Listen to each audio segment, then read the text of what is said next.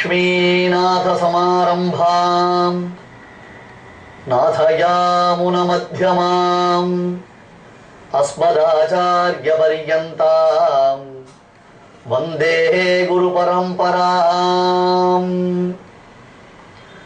பொதிகை தொலைக்காட்சி நேயர்களுக்கு இனிய காலை வணக்கங்கள். திவ்யமான இந்த திருநன்னாள் முதற்கொண்டு எம்பெருமான் ஸ்ரீயப்பதியான சர்வேஸ்வரன், அதாவது திருமகள் கேள்வன் மகாலட்சுமியின் பிராணவல்லபனான ஸ்ரீ மகாவிஷ்ணுவினுடைய அனுகிரக விசேஷத்தினாலேயும் அவன் திருவடியில், அந்த திருவடி தாமரைகளில் மதுவுண்டு மயங்கிய வண்டை போலே எப்பொழுதும் ஆழ்ந்திருக்கக்கூடிய பாகவதோத்தமர்களான பெரியோர்களுடைய ஆசீர்வாதத்தினாலேயும் பகவத் ராமானுஜருடைய பெருமைகளை விளக்கும் ஸ்ரீ ராமானுஜ வைபவம் என்னும் இந்த நிகழ்ச்சி ஆரம்பமாகின்றது. ஆச்சாரியன், அந்த ஆச்சாரியனுடைய பரம்பரை, ஆச்சாரியன் எனப்படக்கூடிய சத்குருவானவன் நமக்கு செய்திருக்கக்கூடிய உபகாரம், எந்த உதவி நமக்கு செய்திருக்கிறார், அவரை நாம் புகழ்ந்து பாடுவதனால் நமக்கு ஏற்படக்கூடிய நன்மைகள் என்னென்ன, எம்பெருமானுக்கும் ஆச்சாரியருக்கும் என்ன சம்பந்தம், எம்பெருமான் எனப்படக்கூடிய ஸ்ரீமன் நாராயணனும் ஆச்சாரியரும் ஒரே சரிசமமாக வைத்து மதிக்கப்படக்கூடியவர்களா, அல்லது இவர்களுக்குள்ளே ஒருத்தர் உயர்ந்தவர் என்னும் நிலை உண்டாகின்றதா முதலான விஷயங்களை எல்லாம் நாம் இங்கே தொடர்ந்து பார்க்க போகின்றோம். தற்பொழுது இந்த 20ஆம் நூற்றாண்டில் பிறந்து வளர்ந்து பலவிதமான காரியங்களை செய்து கொண்டிருக்கக்கூடிய நமக்கு நல்லதொரு விடிவு காலம் வாய்த்திருக்கிறது. அன்பர்களே, அடியேன் சொல்வதை சற்று கவனித்து நீங்கள் கேட்டிருந்தீர்களே ஆனால் என்ன இந்த விஷயம், இதனை நாம் எப்படி அணுகுவது என்பதை அறியலாம். இந்த 20ஆம் நூற்றாண்டு எல்லோருக்கும் இனியதாய் அமைந்திருக்கிறது. பல நல்ல விஷயங்கள், அறிவியல் வல்லுநர்களுடைய புதியதான கண்டுபிடிப்புகள், நாகரிகங்கள், மக்களுடைய வாழ்க்கை முறைகள் என்று எல்லாம் மிகச்சிறப்பாக அமைந்திருக்கின்றன.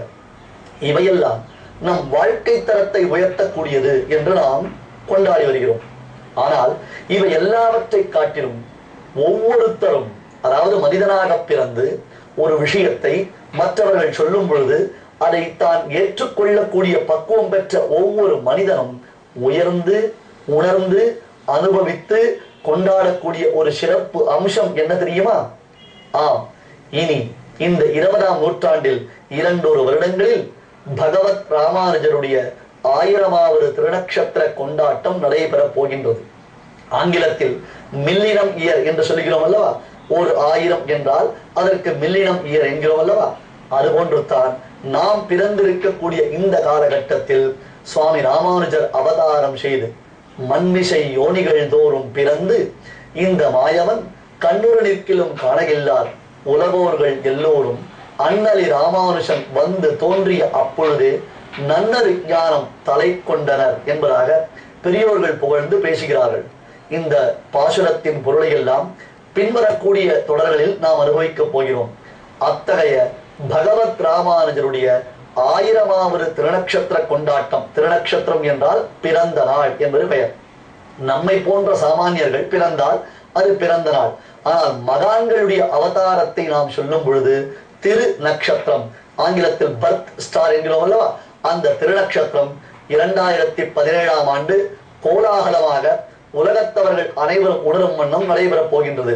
அதற்கு முக உரையாக, ஆம், அதை நாம் அறியும்படியாக அந்த ராமானுஜர் செய்தருளின செயற்கரிய காரியங்கள் என்னென்ன, எதனால் ராமானுஜருக்கு தன்னேற்றம், இந்த ராமானுஜ சம்பிரதாயம் எனப்படக்கூடிய ட்ரெடிஷனல் என்கிறோம் அல்லவா ஆங்கிலத்தில், அந்த ராமானுஜ சம்பிரதாயம் எங்கிருந்து உண்டாயிற்று, இவர்தான் இதனை ஆரம்பித்து வைத்தவரா, இதற்கு முன்பாகவே உண்டா, வேத காலங்களில் இதிகாச புராண காலங்களில் இதை பற்றிய குறிப்புகள் உண்டா எனில் ராமானுஜரின் தனிப்பட்ட பெருமைகள் என்ன என்று ஒவ்வொன்றையும் பரமசுகமாக பெரியோர்களுடைய ஆசீர்வாதத்தினால் சத்தியசங்கல்பனான அந்த எம்பெருமானுடைய பரிபூர்ண கடாட்சத்தினால் நாம் அனுபவிக்க போகின்றோம்.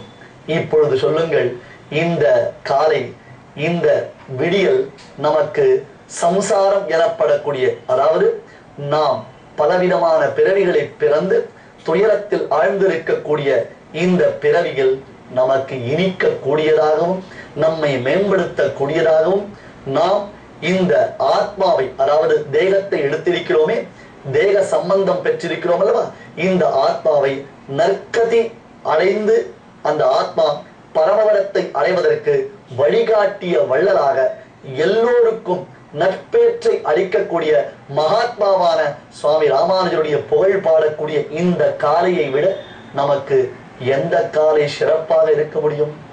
முதலில் ஆச்சாரிய பரம்பரை என்றால் என்ன? குரு வம்சம். காளிதாச மகாகவி ராமருடைய சரித்திரத்தை இயற்றினார்.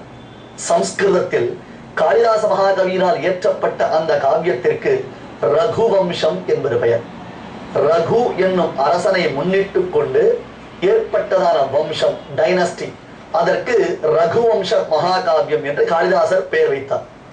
அதுபோன்றே சுவாமி ஸ்ரீ வேதாந்த தேசிகன் கண்ணன் புகழ் பாடக்கூடிய பாகவதத்தில், மகாபாரதத்தில், ஹரிவம்சம் முதலான புராணங்களில் கண்ணன் புகழ் பாடும் அந்த ஒரு காவிய தொகுதியை மட்டும் இயற்றினார். அதற்கு யாதவாபிரயம் அல்லது யதுவம்சம் என்பது பெயர். யதுகுலத்தில் உதித்த கண்ணன் புகழ் பாடப்படுவதனால் இந்த காவியத்திற்கு யதுவம்சம். ரகுகுலத்தில் உதித்த ராமன் புகழ் பாடப்படுவதனால் அதற்கு ரகுவம்சம் என்பது பெயர். தற்பொழுது இந்த இரண்டு வம்சங்களை காட்டிலும் சிறப்பு வாய்ந்த ஒரு வம்சம் குரு வம்சம். குரு என்றால் நல் ஆசிரியர் என்பது பொருள்.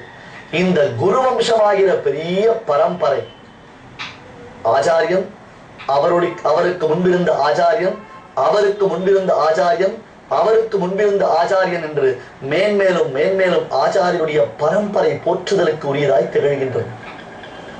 இதனை நினைக்கும் பொழுது என்ன ஒரு ஆனந்தம் உண்டாகும் தெரியுமா? இன்று நமக்கு ஆரம்பம். நீங்கள் போக போக அனுபவிக்க அனுபவிக்க இவ்வளவு பெருமைகள் உண்டா? அடடா, நம் ஆச்சாரியர்களின் வைபவத்தை நாம் இதுவரையிலும் உணராமல் போனோமே. நல்ல வேளை, நம் பிறவி பயனுடைத்ததாக திகழ்கின்றது. ஏனென்றால் இது முதற்கொண்டு ஆச்சாரியன் பெருமைகளை அறியும் பேரு, ஒரு பாக்கியம் நமக்கு கிடைத்திருக்கிறது என்று நீங்கள் ஒவ்வொருவரும் உள்ளுணர்வு பூர்வகமாக ஆனந்தத்தை அடைய போகின்றீர்கள். எனவே குரு என்னும் ஆசிரியர், அவர் நமக்கு செய்திருக்கக்கூடிய உதவிகள் என்ன, குரு என்று நாம் யாரை கொண்டாட வேண்டும், அப்படி கொண்டாடுவதனால் நமக்கு ஏற்படக்கூடிய பலன்கள் என்ன, இவற்றை நாம் பார்க்கலாம். அதாவது இது ஒரு பெரிய நதி. ஒரு நதி, மழை மேகங்கள் மலையின் மீது நீராக பொழிந்து அந்த மலையில் இருந்து வெள்ளவிட்டு வழிந்தோடிய நதியானது ஆங்காங்கு இருக்கக்கூடிய நகரங்களையும் கிராமங்களையும் பட்டினங்களையும் செழிப்புறச் செய்து கொண்டு அணைக்கட்டுகள் மூலமாக தேங்கி தேங்கி சிறு சிறு வாய்க்கால்கள் மூலமாக பாசனத்திற்காக பாய்ந்து மக்களின் தாபத்தையும் தாகத்தையும் தீர்த்து மகாநதியாக ஜீவநதியாக கொண்டாடப்பட்டு கடைசியில் கடலில் சென்று சங்கமிக்கின்றதல்லவா? அந்த நதியின் பயண ஓட்டத்தை நாம் ஆராய்ந்து பார்க்கிறோம். அந்த நதி செல்லும் வழியிலெல்லாம் நாம் சென்று பார்த்தோமேனால் வியப்பான பல சம்பவங்களையும் ஆச்சரியமான பல சரித்திரங்களையும் புராணத்தில் பொறிந்துள்ளதான உண்மைகளையும் அனுபவிக்கின்றோமே. அது போன்றுதான் நம் குரு பரம்பரை, குரு வம்சம் என்பது இன்றளவும் இந்த பாரதத்தை புண்ணியப்படுத்திக் கொண்டிருக்கக்கூடிய வற்றாத ஜீவநதி. புண்ணியமான தர்மத்திற்கு தன்னிகரற்று விளங்கக்கூடிய பாரத தேசத்தில் எத்தனையோ விதமான சம்பிரதாயங்கள் உண்டு.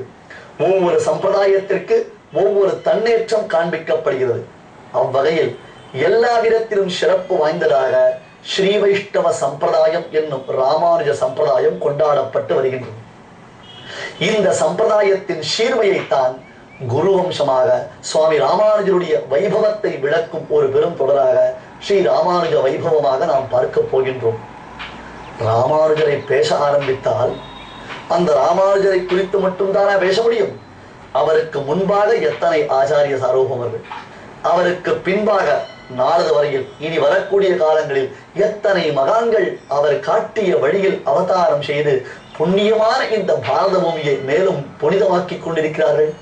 ஆகையால் ஸ்ரீ ராமானுஜ வைபவம் என்பது பல சிற்றார்களை உள்ளடக்கிக் கொண்டு வற்றாத ஒரு ஜீவ நதியான மகாநதியான ஒரு பெரும் நதியை போன்று விளங்குகிறது.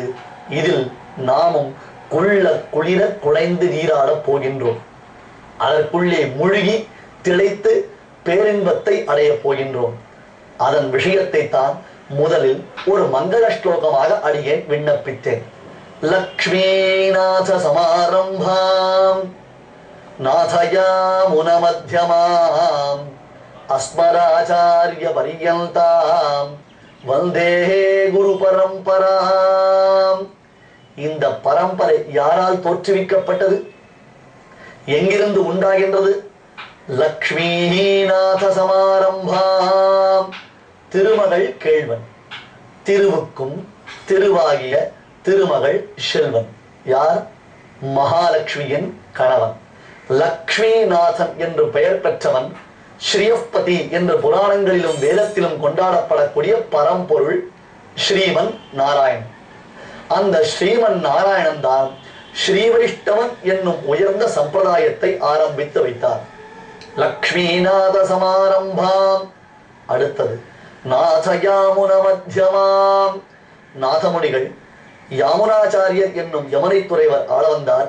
இவரை இடையிட்டு விளங்குவது எம்பெருமானிடமிருந்து ஆரம்பமாகின்றது. நடுவில் இருப்பவர் நாதமுனிகள் மற்றும் ஆள வந்தார். சரி, இதுக்கு முடிவு உண்டா? முடிவே கிடையாது சுவாமி, முடிவே கிடையாது.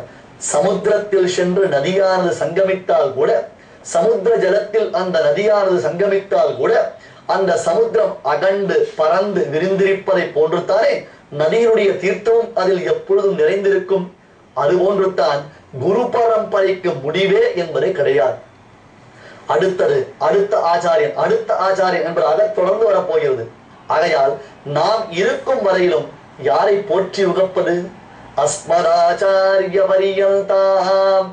இப்பொழுது நான் பிரத்யட்சமாக எந்த சுவாமியின் திருவடிகளில் பணிந்து அவருக்கு சீடனாக இருக்கின்றேனோ அவர் தொடங்கி எம்பெருமான் வரையிலும், அல்லது எம்பெருமான் தொடங்கி அவர் வரையிலும் நான் இப்பொழுது சேவிக்கும் பொழுது அந்த ஆச்சாரியனை பிரத்யட்சமாக்கி கொண்டு அவர் மூலமாக எம்பெருமான் வரையிலும் செல்கிறேன் என்பதாக வந்தே குரு பரம்பராம்.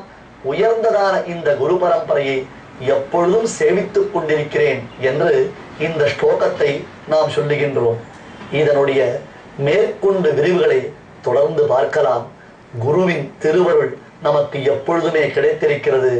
பகவத் ராமானுஜர் வழிகாட்டுகிறார். வாருங்கள்.